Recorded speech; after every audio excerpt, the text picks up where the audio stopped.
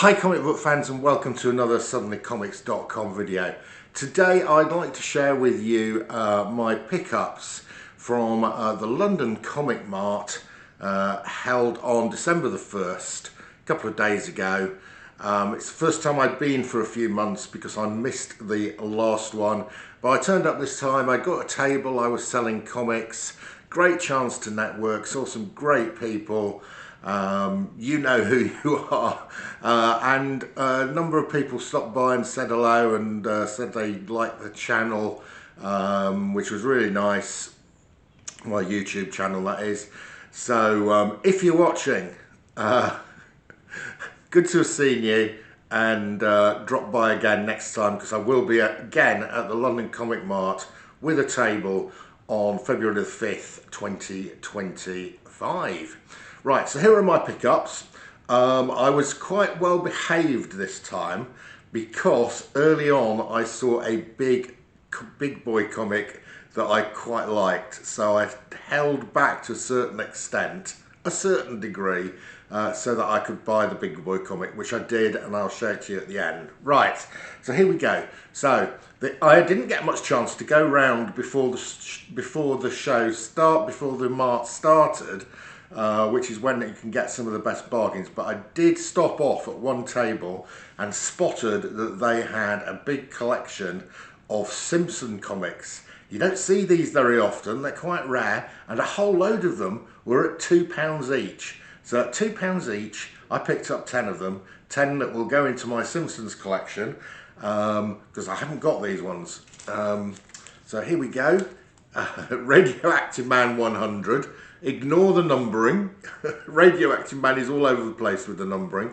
But we got Comic Book Guy on the front there. Really nice Radioactive Man. Another Radioactive Man, again, hadn't got this one. This says number 4 on it, 1953. I think actually this might be number 4. In which case it's the only one that's properly numbered. Of course the date is wrong. Right, we've then got Trusty Comics, number 1. I think I might have that already, actually, so I might resell that. And we've got Trusty Comics number 2, which I don't think I have got. Right, then we have got, and I haven't got this, Bart Simpson, Son of Homer, issue 1. Fabulous first issue, collector's item. There you go. I'm collecting it. Simpsons number 87. Some of these Simpsons comics had very low print runs towards the end of its run, but here we go. There's some early ones here which I hadn't got. I think I've got 1, 2, 3 and 4. Here's number 10. Number 9. I love this cover. Number 8. What was number 8? That was number 7. And these are £2 each, really good. I noticed that I was lucky to have got in there first, because every time I went past this guy's table, somebody was buying some Simpson comics. So I imagine he was completely wiped out by the end of the day. Right, I then went to visit a guy who, we're on a different table this time, just because if you miss one, you lose your slot. So we were in the back room rather than the front room. So I went back to the place where we usually go, and the guy there's a guy there who sells sort of underground comic-y type stuff. I've already raided him a few times. But he did have some nice Betty Page. I collect Betty Page. Again, these were £2 each.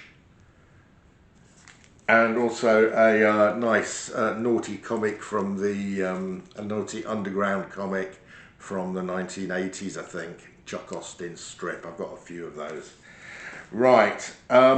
Okay. Next off, I stopped off at one of the bestsellers there, who was doing an amazing sale of selling everything around his table was £1.50. Unfortunately, Comics and Stuff was also at the show, and he got there before me, and he bought a whole short box full of stuff. at £1.50. So most of the good stuff had gone. However, there was a box at the back which was marked up as amazing value, £5. So I did pick up some of those in the £5 box. Most of these have been previously marked up at around 15 to 20 quid.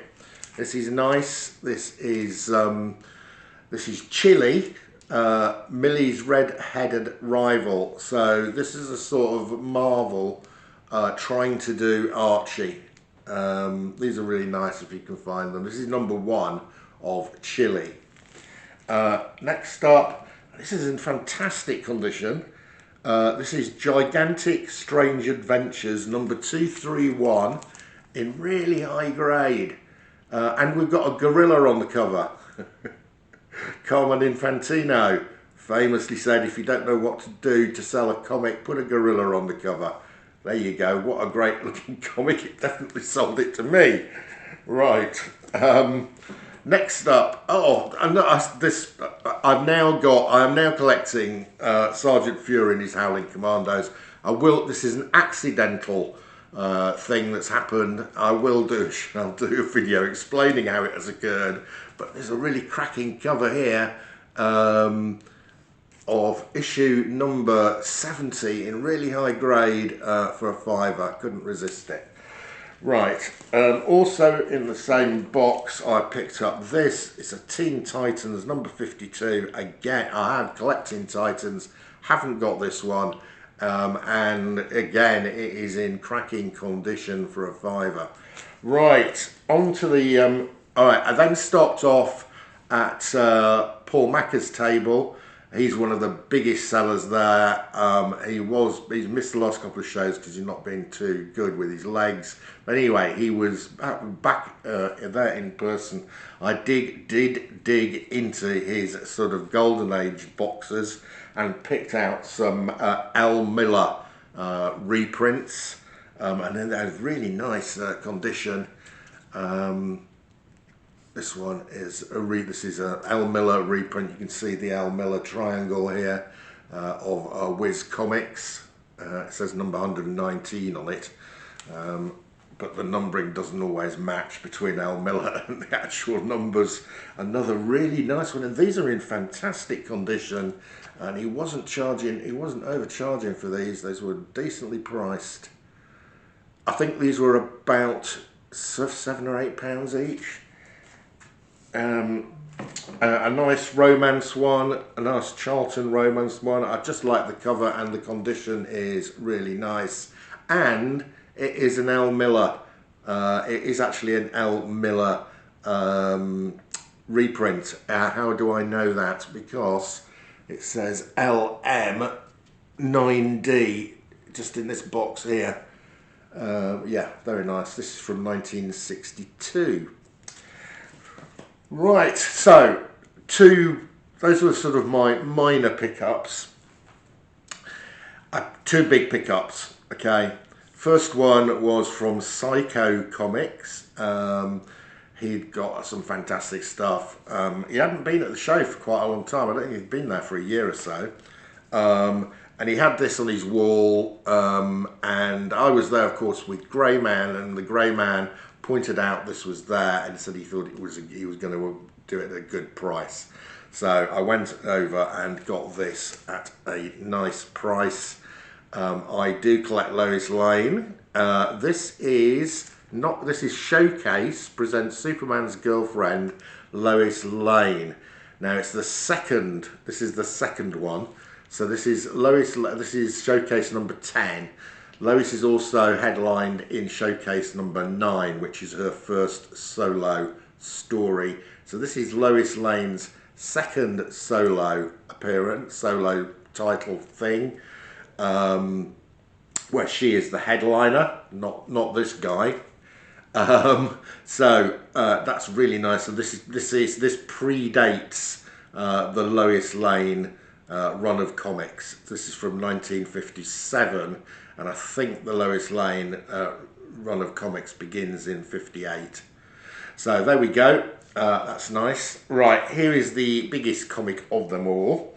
I'm going to take the price off. I paid I negotiated on this.